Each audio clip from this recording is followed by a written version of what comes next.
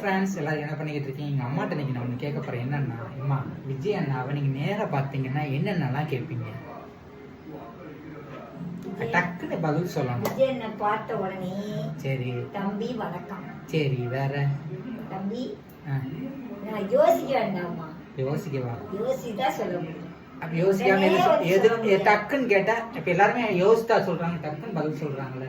எனக்கு இது செஞ்சு கொடுங்க, நீ ஆட்சிக்கு வந்தா இதை செஞ்சு கொடுங்க, அதை செஞ்சு கொடுங்க. அதுல நான் யோசிச்சுதான் கேட்கணும். ஒரு 2 கேள்வி கேட்டாலும் விஜய் தம்பிக்கு டக்குன்னு புரியுற மாதிரி நான் பண்ணுவேன்.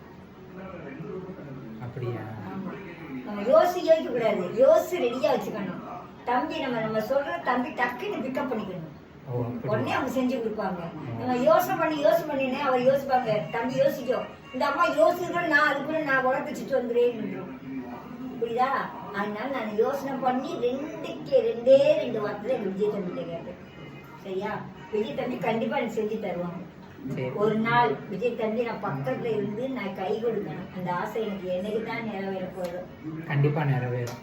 விஜய் தம்பி, இதை நீங்க கண்டிப்பா மாதிரி இந்த வீடியோ பார்க்கணும். இந்த அம்மா இந்த அக்காவை பார்க்க வரணும். தேங்க்யூ ஃப்ரெண்ட்ஸ், கண்டிப்பா வருவார். பாய்.